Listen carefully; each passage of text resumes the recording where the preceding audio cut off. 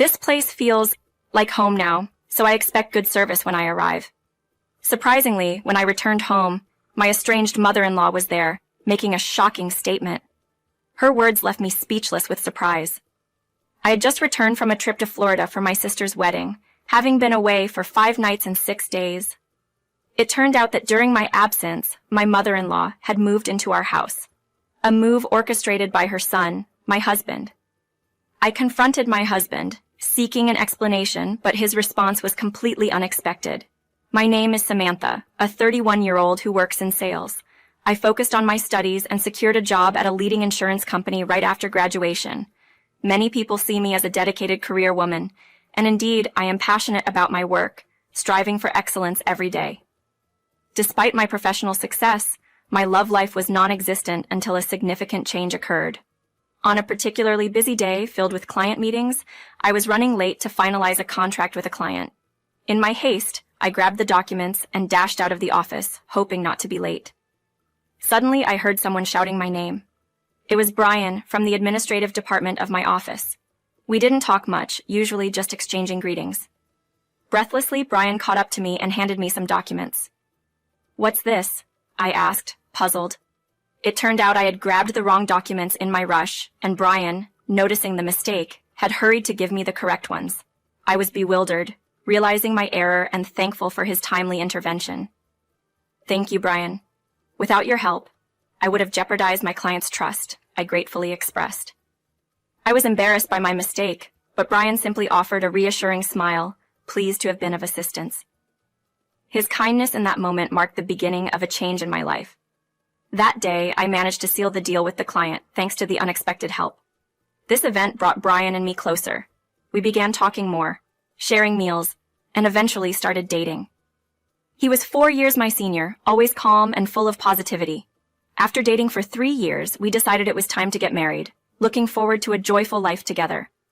However, not long after the wedding, I encountered a challenge with my mother-in-law. Since my father-in-law's passing 6 years prior, she had been living by herself in a house nearby, frequently visiting us to request money. "Samantha, you're doing well for yourself, aren't you? How about sharing some of that as pocket money?" she'd say with a smirk. Before marrying, I saw her as a quiet and pleasant person, but her true nature emerged after the wedding. Despite my repeated refusals, she persisted in asking for money, which started to irritate me. She was quite the spender, quickly using any money she got. What's more, she even reached out to my sister for money, which crossed a line for me. Feeling the need to address this, I approached Brian. "Can you ask your mom to stop asking for money? She's even calling my sister now. You said it wouldn't be a problem, but it's becoming unbearable. Can you please talk to her?" However, Brian's response was non-committal, and he never really addressed the issue with his mother.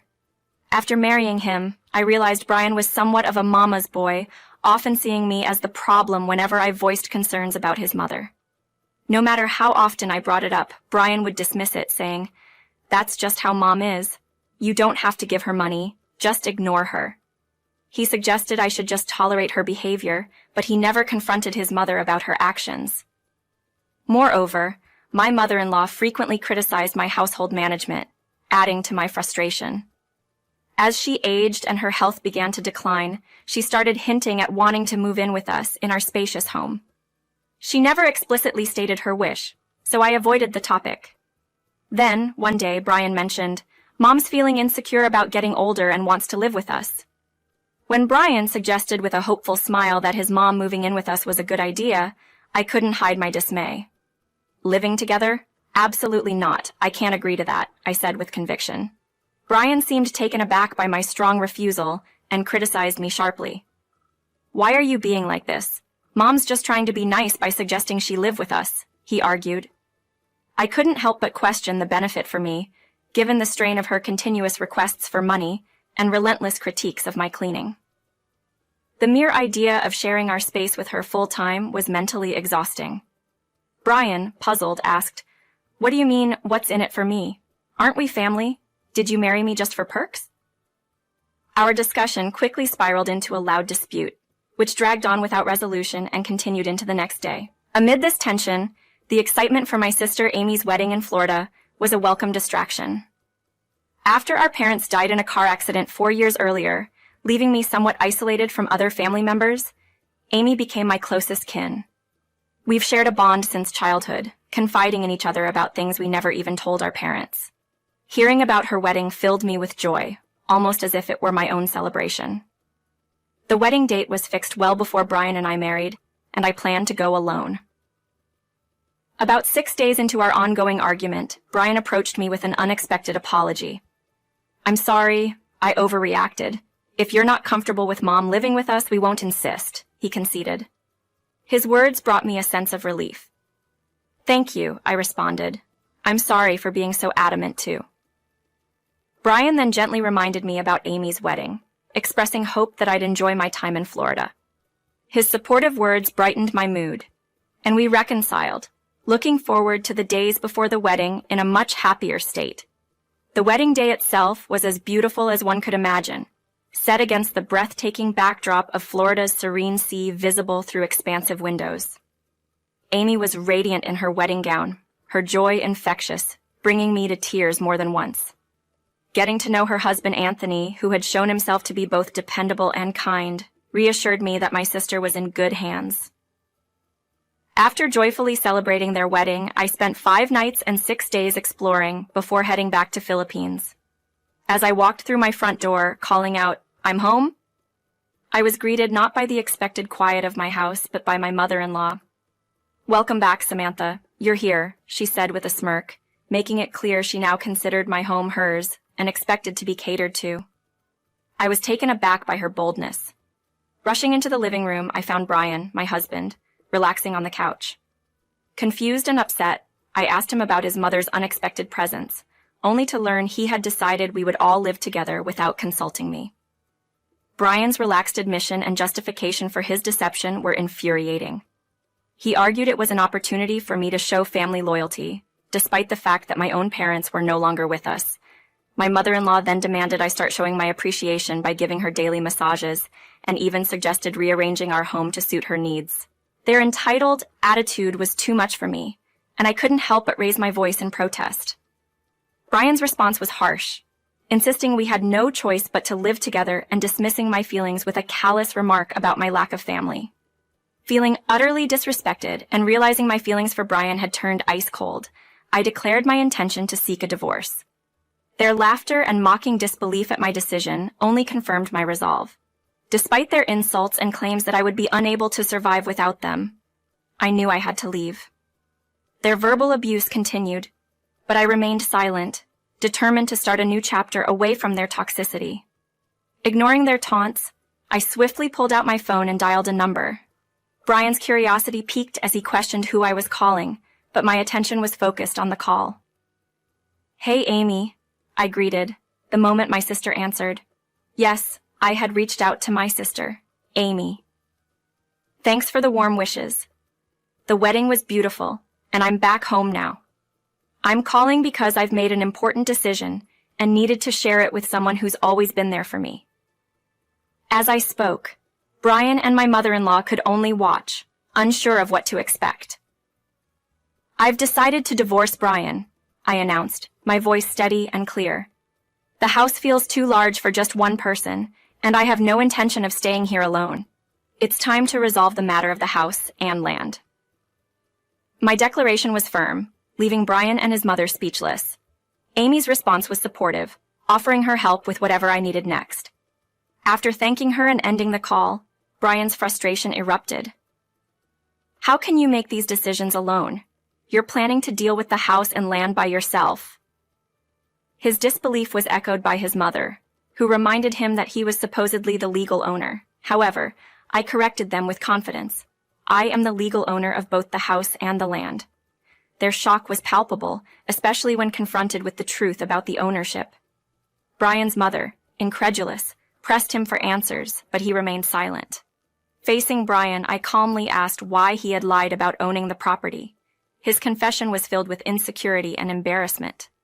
"I was upset that you earn more than me. My salary wasn't enough for the loan, so the property had to be in your name. It wounded my pride, so I lied to my mother to save face." Brian and I worked at the same company, but in different roles. I was in sales, and he was in administration. My efforts and team support had paid off, leading to a significantly higher income. Brian, on the other hand, struggled with his lower salary, which was surprising given our shared workplace. Despite others in clerical positions earning decently, Brian remained unmotivated, often dismissing the value of his role. This moment of honesty highlighted the deep issues in our relationship, not just financial disparities, but also Brian's inability to deal with them constructively. His deception and our differing values made it clear that parting ways was the right decision. At work, Brian was known for his laid-back approach, often relying on others to guide him through his tasks. While he could easily charm his way through social situations, making him somewhat likable among his colleagues, it was evident that he wasn't the most valued team member. His lack of enthusiasm for his clerical role was clear, yet he showed no interest in seeking opportunities for advancement or a better-paying job. Brian often justified his complacency by arguing that clerical positions offered stability and predictable salaries, unlike sales roles where income could fluctuate based on performance. This mindset led to a significant disparity in our financial contributions at home. I found myself bearing the brunt of our expenses, including the mortgage, because Brian was content with his stable but lower salary. His mother, under the impression that Brian was the provider of our home, often lauded him, unaware of the reality that I was the one managing our finances. When the truth came out about my plans to sell the house following our divorce, his mother panicked, questioning the validity of my statements, fearing for their future. I made it clear to her that Brian and I would no longer be connected, and they needed to sort out their arrangements. In a moment of desperation, Brian pleaded with me to reconsider the divorce, claiming he couldn't manage without me. Despite his sudden acknowledgement of his mistakes, my decision was firm. I couldn't overlook the issues that had driven us apart, and I needed space, so I decided to stay in a hotel while moving forward with the sale of the house. Brian and his mother's reaction to this decision was one of fear and uncertainty. I informed them they had some time to find a new place, but I wouldn't hesitate to take legal action if necessary. As I left, they attempted to make me stay, but my mind was made up. The divorce process was drawn out by Brian, but the evidence of their mistreatment towards me made my case straightforward. Despite my concerns that they wouldn't vacate the house, they eventually left without further conflict once the divorce was finalized, possibly driven by the realization that I was serious about taking legal steps if required. This resolution allowed me to close that chapter of my life and move on. After deciding to sell the property, I chose to demolish the house and clear the land. In our area, there was a higher demand for building custom homes rather than purchasing existing ones. This decision, although involving some costs for demolition, turned out to be more lucrative because selling just the land attracted more potential buyers.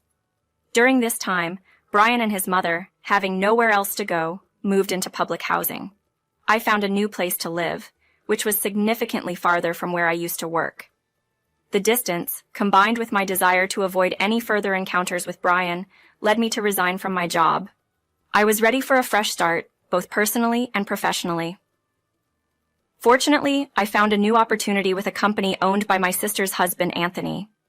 After discussing my situation with my sister, who had been a supportive confidant throughout my ordeal with Brian and his mother, Anthony offered me a position at his firm.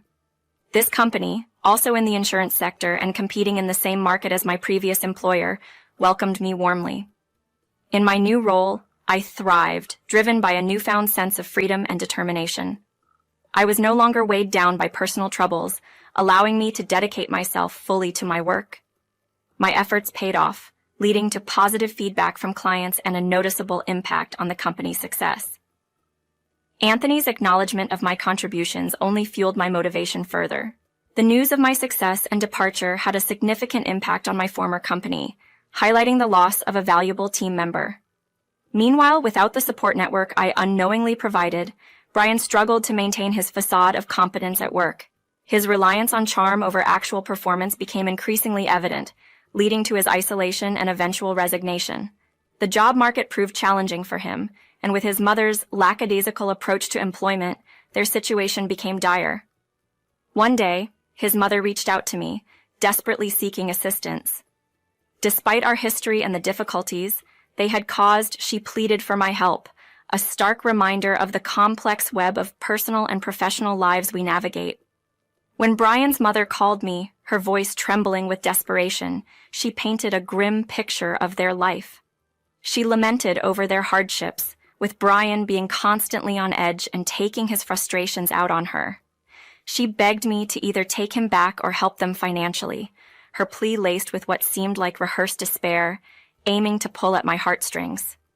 My response was as icy as the resolve that had fortified me over the past 2 years. I refused to offer any aid or to rekindle any relationship with Brian. "We were once family. Can't you spare a thought for an old woman in distress?" she implored, but my decision was firm. No reconciliation, no financial support, and no further communication. I ended the call with a finality that echoed the closure I had sought for so long, promptly blocking her number as I had done with Brian's. A year has unfolded since that decisive moment, and life at Anthony's company has been fulfilling. Romance isn't on my radar.